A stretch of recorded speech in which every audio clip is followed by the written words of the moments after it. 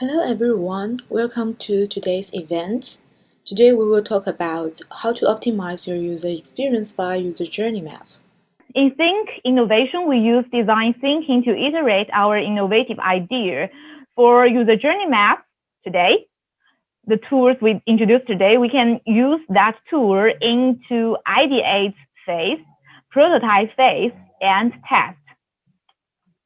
So today's agenda includes what is a user journey map, an example about how do you experience when you buy a coffee, and how to create a user journey map. So firstly, what is a user journey map? So, oh, I cannot see my PowerPoint now. Okay, so a user journey map. Sometimes if you search that for some reference, you can also see someone call it customer journey map. So it is a series of steps which map out how someone might interact with the service or product. And for my personal opinion, even though some organizations combine the concept of user journey map and customer journey map, I would separate them because sometimes the users are not customers. For example, if you buy a toy to for your child, so your child would be the user and you are the customer. So beyond the definition, I would use a video as a audio visual media for us to understand more about user journey map first.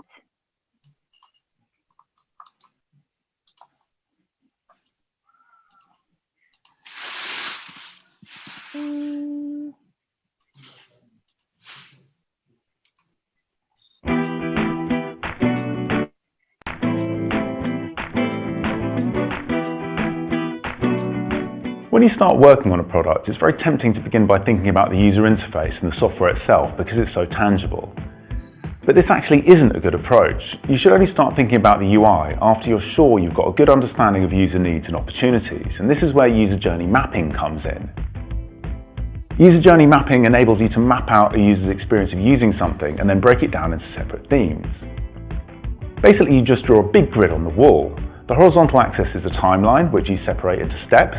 For example, these might be the steps of onboarding customers into your app, or maybe it's something much bigger picture. So if you're a travel company, maybe it's your customer's annual holiday planning cycle that you're interested in.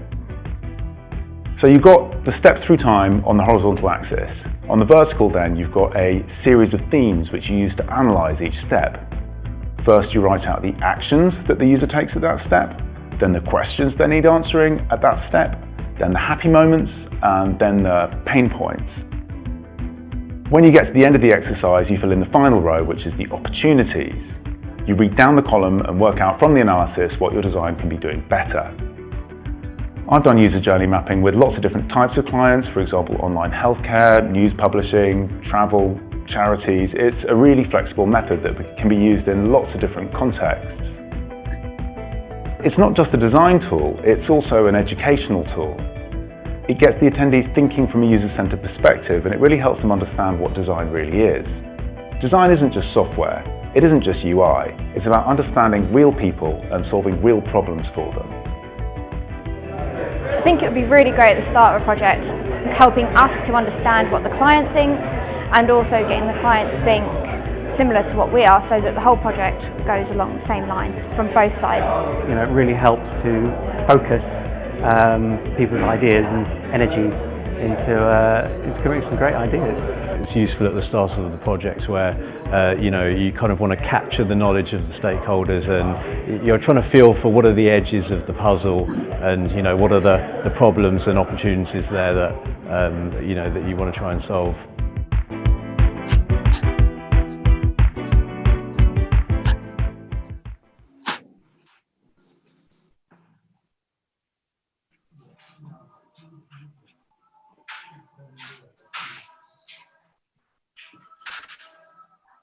Okay, I will go to next page. So here, to sum up, a user journey map identifies key interactions and touch points with your service and describes in detail users' goals, motivations, and feelings at each step. Then I will introduce my own experience why I suggest people use user journey map as a helpful tool to improve their service, because I have a lot of friends who are from startup background.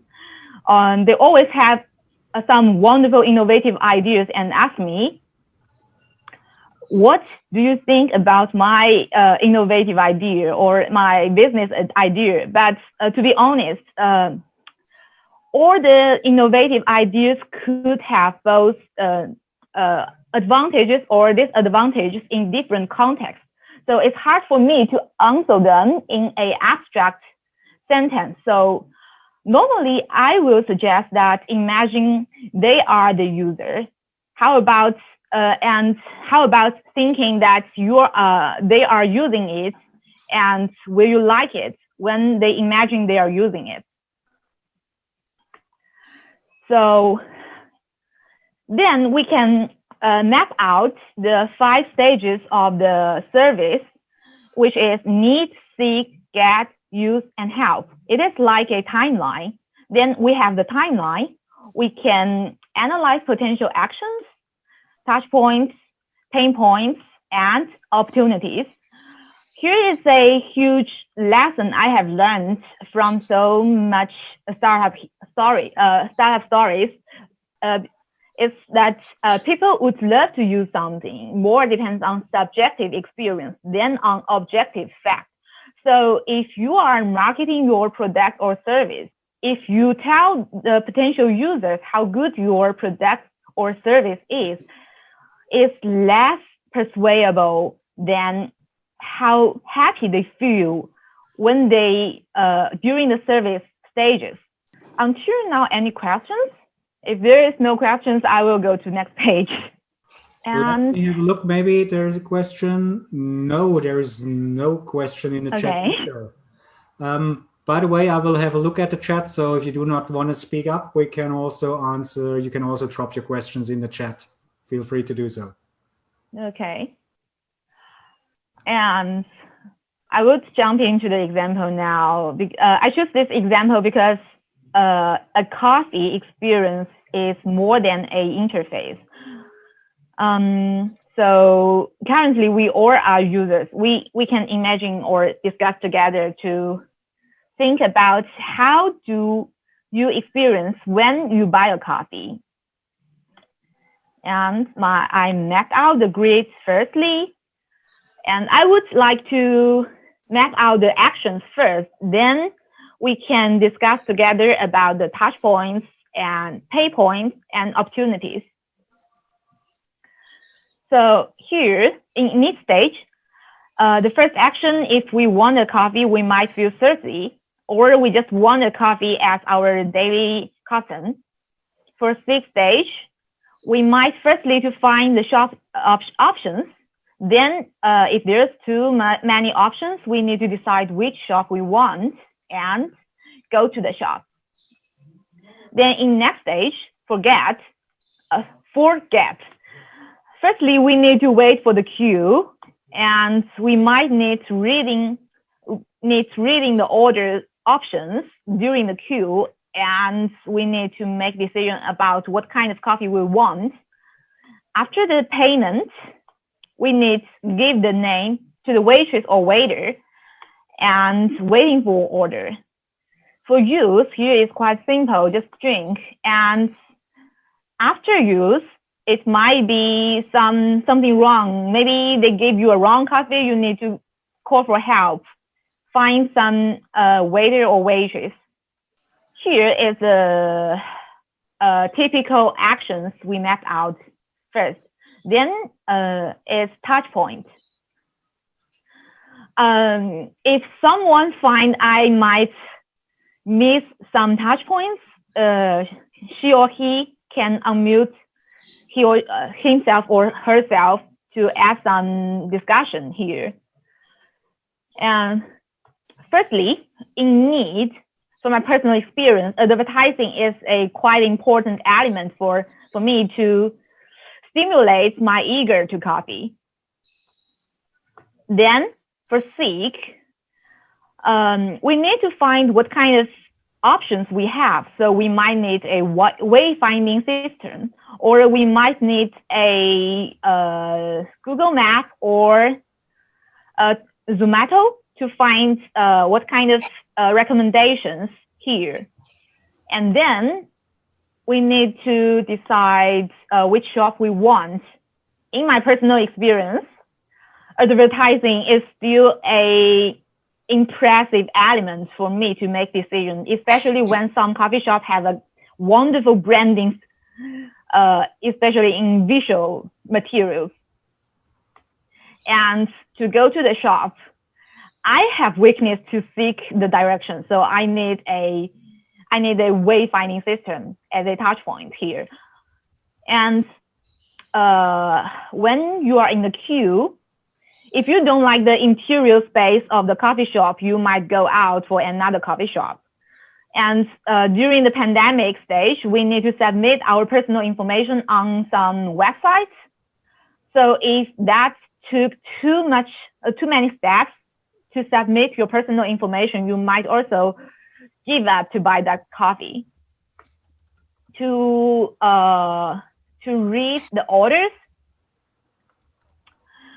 we might have the printed menu, or we might read the menus on websites to decide which coffee we want. If they have a wonderful photos on poster or in menu, it could impact my decision. For payment, we need to go to the counter. In some shops, we need to wait for our order at other sides, so that we will not avoid someone else who wants to pay for their coffee. So I think here we might also need a tiny wayfinding object for us to find somewhere we can wait for that. For drink, it's so simple. It's just cup and coffee, but you can also regard it as a package and product. So if we need to call for help, we might go back to the counter to find someone who can help us. And then it is interactive in today's schedule. Here we have a annotate feature on Zoom, and all of you can participate the mapping about pain points and opportunities here with the annotated text. Can I ask a question before we go into that, Mangro? Yep. So you say that to know that I need a coffee, I need an ad. Without an ad, I won't be able to know that I need a coffee?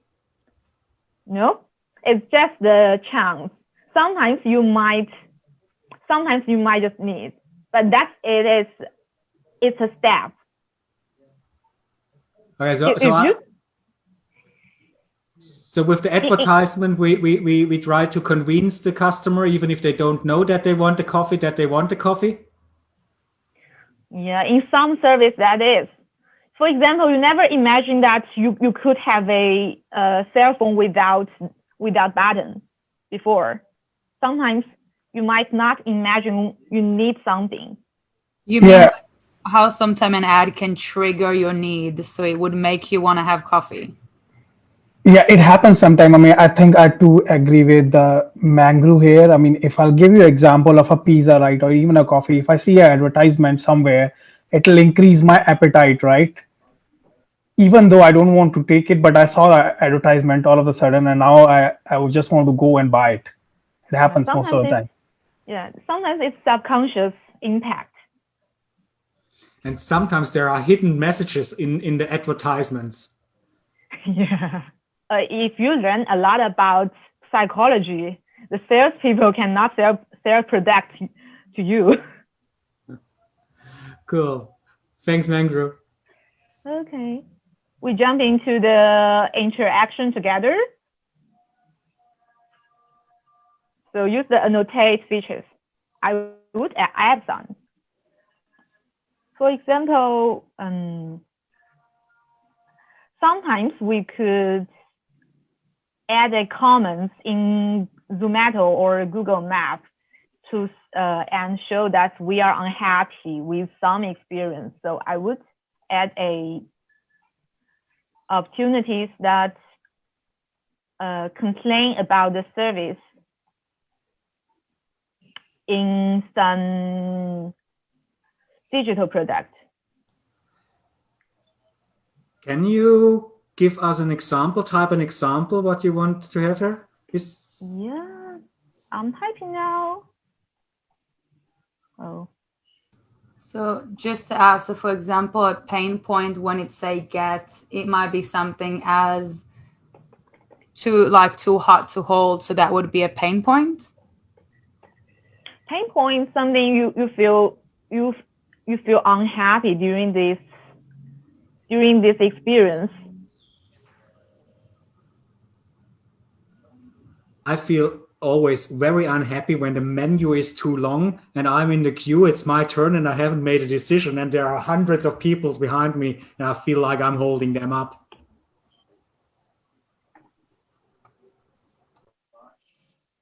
And yeah. For example, I feel like some coffee shop, they have a wonderful choice for customization. So I would add the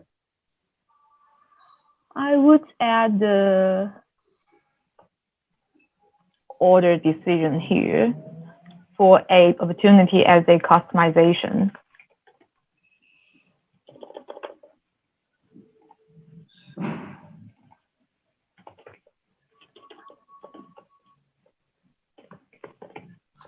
What's a pain point when I seek for coffee? I do not get ratings. No ratings. Coffee shop not rated.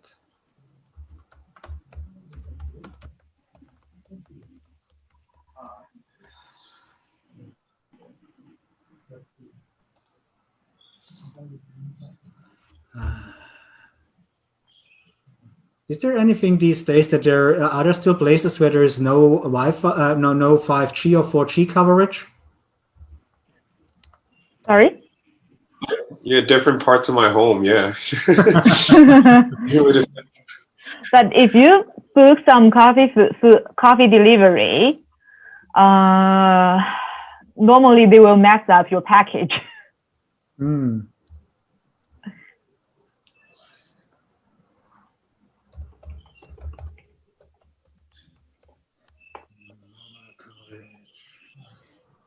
Is everyone cool with the annotation feature or does anyone need help with it?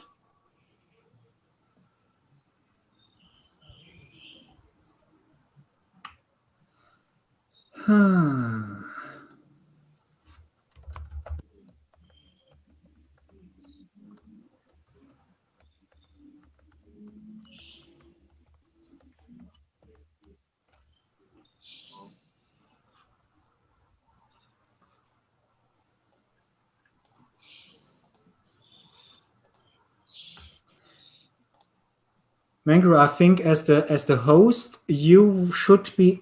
Oh, let me try something. I'm a sort of a host as well. There is a way to actually move that stuff around. Yeah,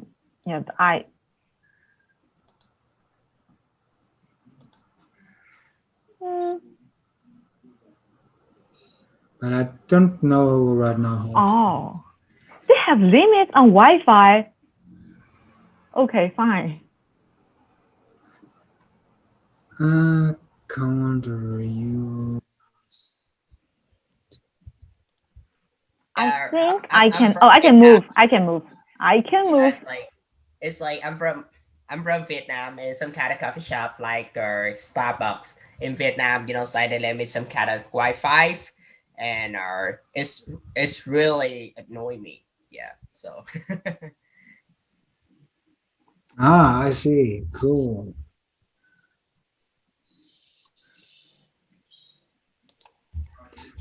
Oh, too many options is also a bad thing. So that's why daily recommendation is important.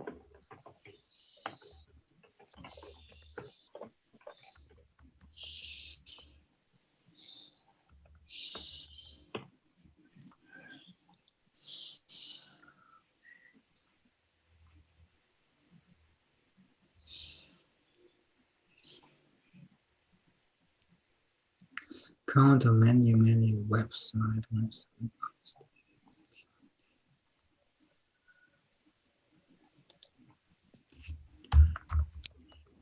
Maybe the next time I need to give you guys more space to fill in that.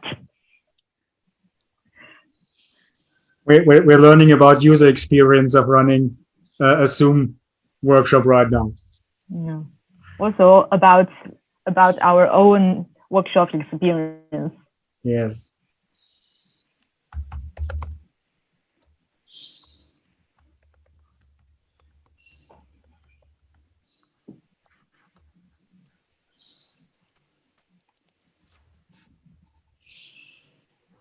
Cool. A lot of stuff. Yeah. Use.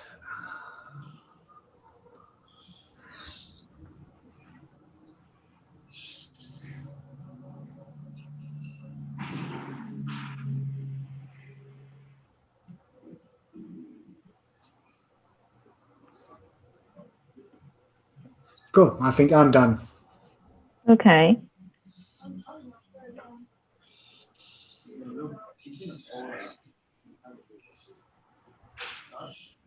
My weakness is always seeking direction. It's like in you guys countries, or when you guys go to the coffee shop, do you have like any kind of music? And do you feel like it's kind of, deafening? Oh, sometimes. Oh, yeah. Sometimes if they play some music I don't like, I will also go out for another shop. Interesting. So we're talking about not just takeaway, we're talking about sitting in as well. Oh, that's something. Can I still? Yes, the annotation is still on. What if I figure out that I actually can't sit there, only takeaway, and the app didn't tell me.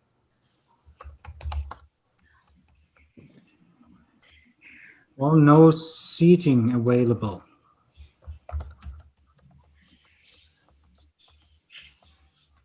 Good, but now I'm done, I promise. It's fine. So many ideas. Maybe we can change the industry later. Cool. What do we have there? We have a lot.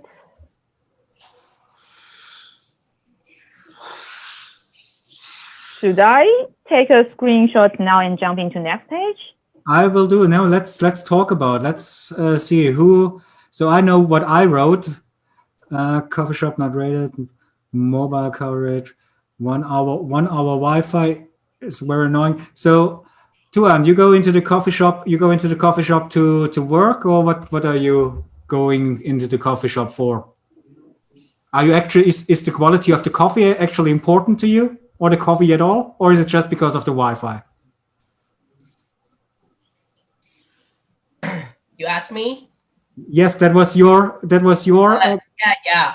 Actually, sometimes I go to the coffee shop and I just want to work, and the quality of the coffee is not very important.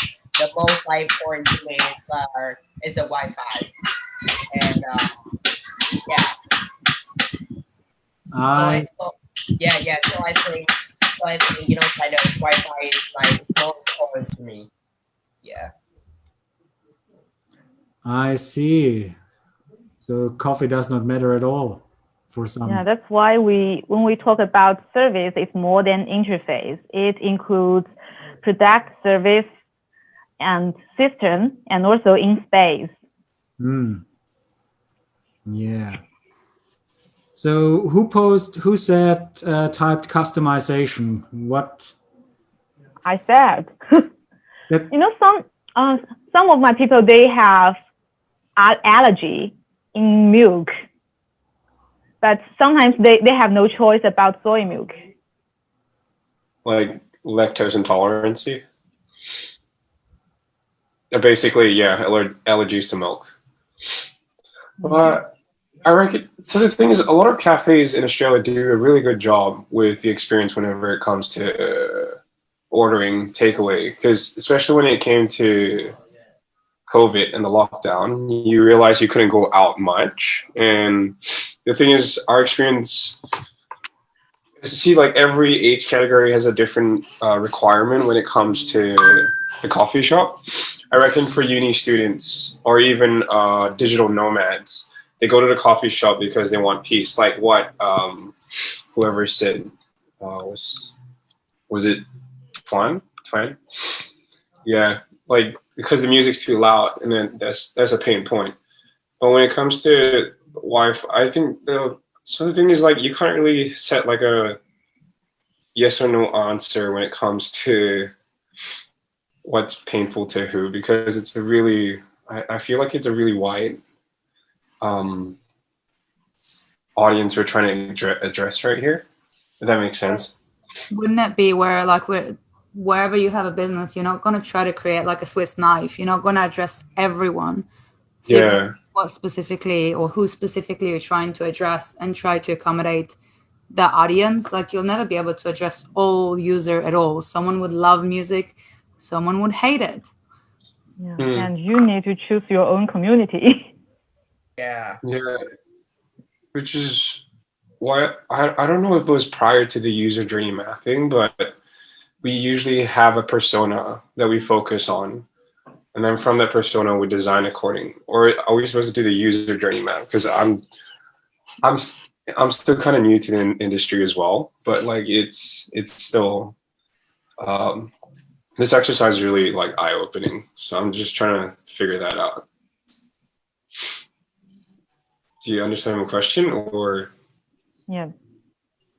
To be honest, we have a quick introduction about persona later. Oh, okay, cool.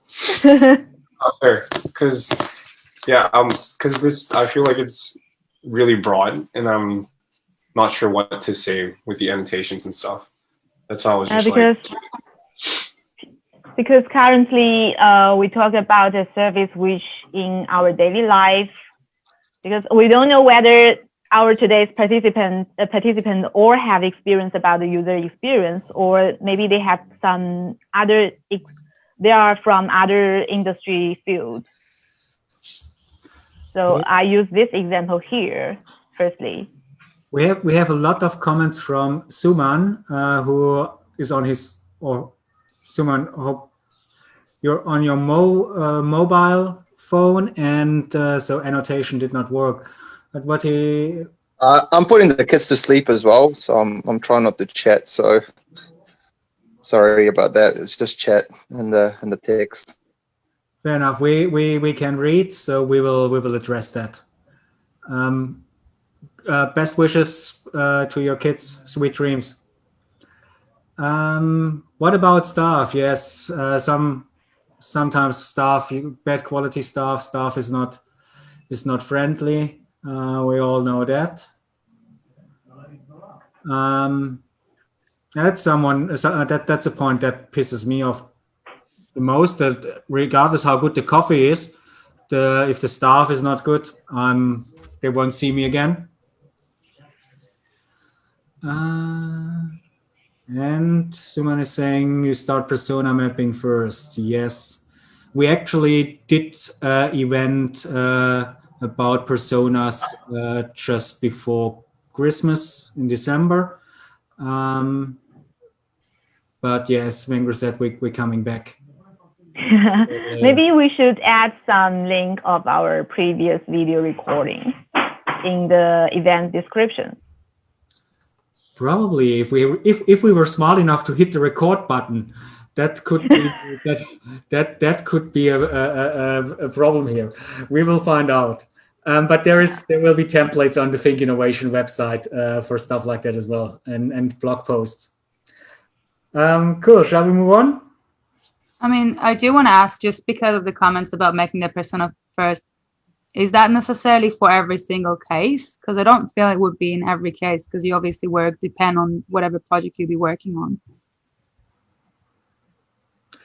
I would agree with that.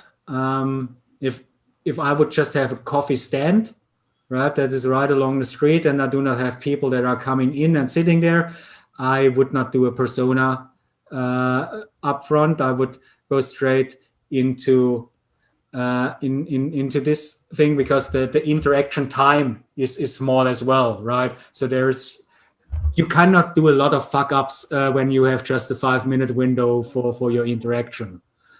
And all the points that we were mentioning earlier, too loud music, not enough music, not loud enough, the style is wrong. All of those things do not really matter that much when people are just on the street, for example, right? When we're just talking about takeaway.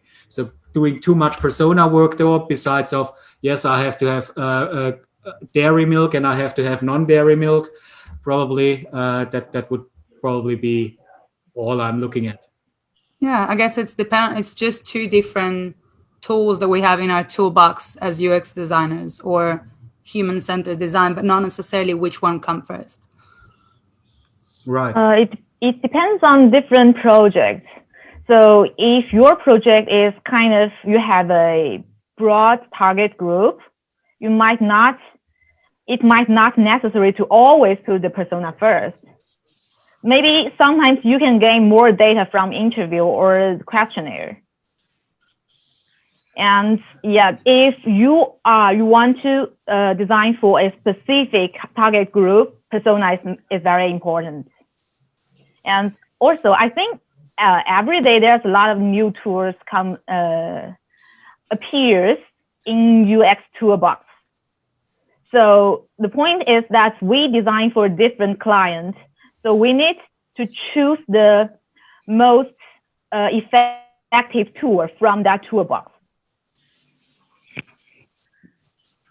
Because it's not a assignment. It's not a kind of assignment in the school. It's for real business world.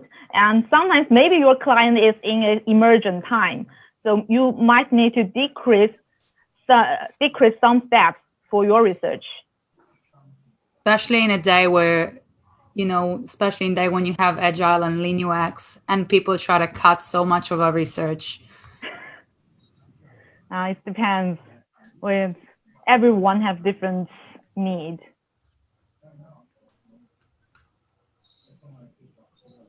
Then next. Go for it. Okay, I will take a screenshot here. Okay, so it's time to talk about flexible using your tools.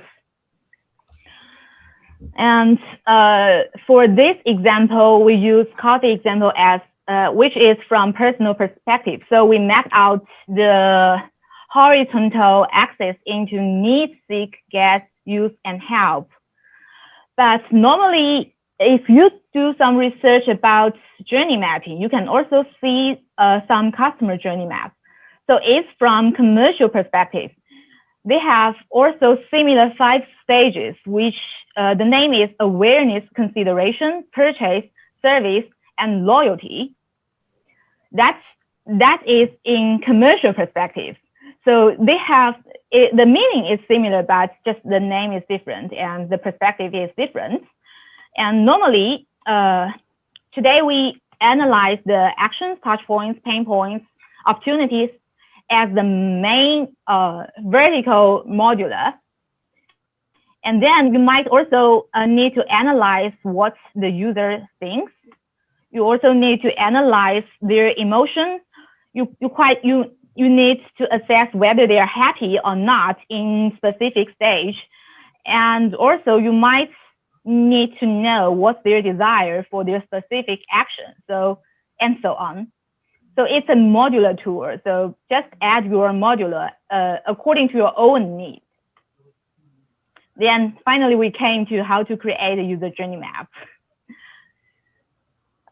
Firstly, or innovative ideas might start from a brainstorm, from a keyword, or from a sentence. But after you think it is quite worth for exploration, you might need to build a brief of your service or business. Like here is another example. David and I explored before about what we want to build a THNK community website.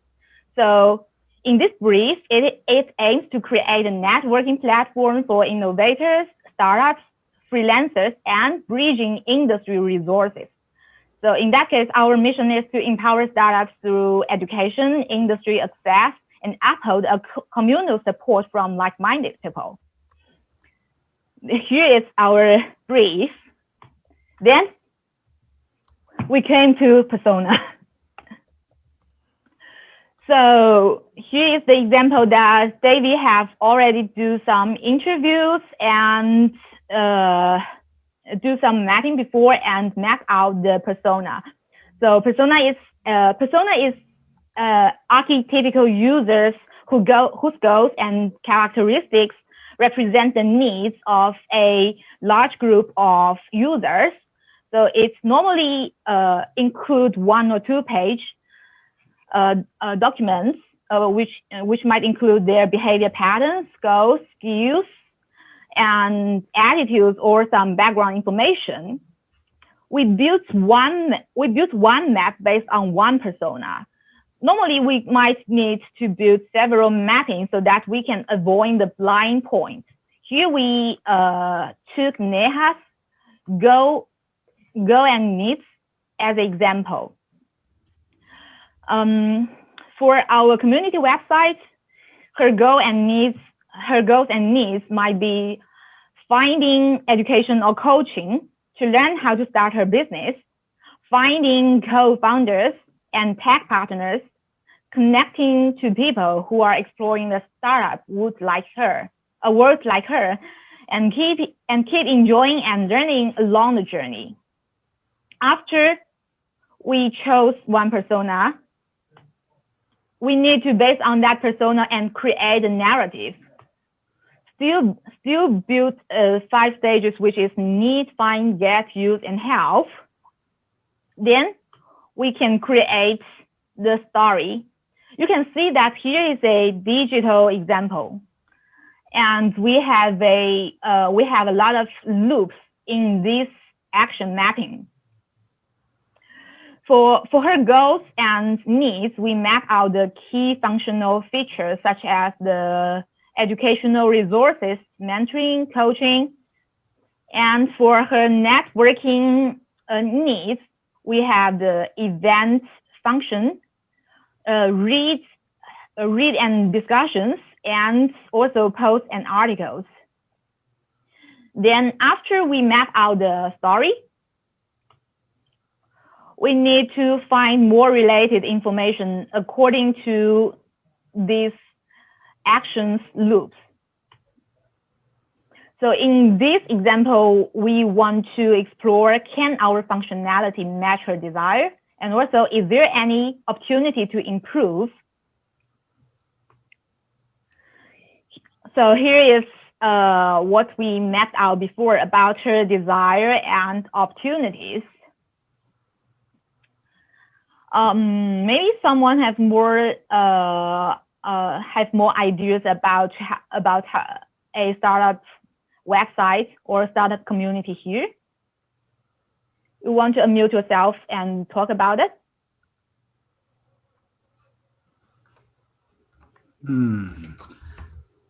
So there are free resources, upgraded resources. What does the initial concept mean? Where? Under desire.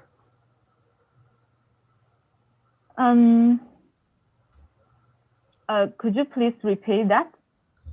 Under desire, you have a point that is called initial concept. Can you please repeat? Help me with what that? You know that sometimes the startup founders, they know that they have the opportunity to found a business, but they have no ideas about their business. Yes, I see. Yeah, we have a lot of those people in the community. Cool. See co-founders. I just jump back into chat. Bye bye Ore, and bye bye Suman. Great for having you here with us. We hope to see you soon again. Join us on Facebook and connect on LinkedIn if you like to. I actually should put Mangru's LinkedIn up here as well. Thank you.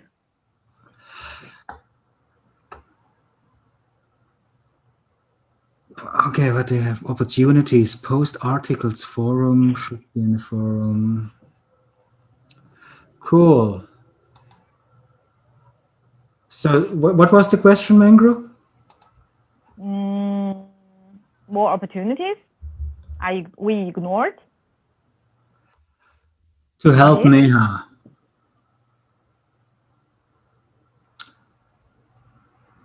Unfortunately, I did the map, so I'm quite happy with my work. So I'm keeping my mouth. Fine.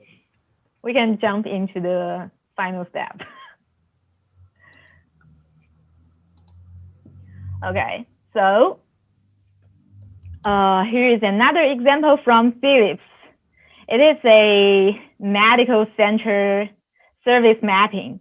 So you can see that it is a large map on the wall, and every team member can see all the service flow and can paste up some new ideas on the wall together.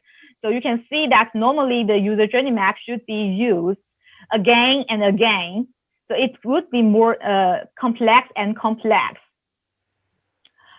So, and it is a tool that it helps you iterate your service in different versions. You do not only use that for once. And step 5, finally, it is a bonus step. We think that sometimes some founders also need to use the user journey mapping to reframe their thinking. But some people who are like me are designers. So we need to create a data visualization for the potential clients, or if we are students, we need to create a large graphic design about the user journey mapping to submit our assignments. So for those people who are from graphic design or communication design backgrounds, there's a lot of resources. You can search the reference on the Pinterest or Google to decide which color or decide what kind of readable graphic design you can use to show your work to your potential clients. But if you are just an innovator, you only want to use the user journey map to iterate your own thinking process. You don't need to show that to others. A whiteboard is enough. Don't waste your time. And yeah, that's all for today. And thank you.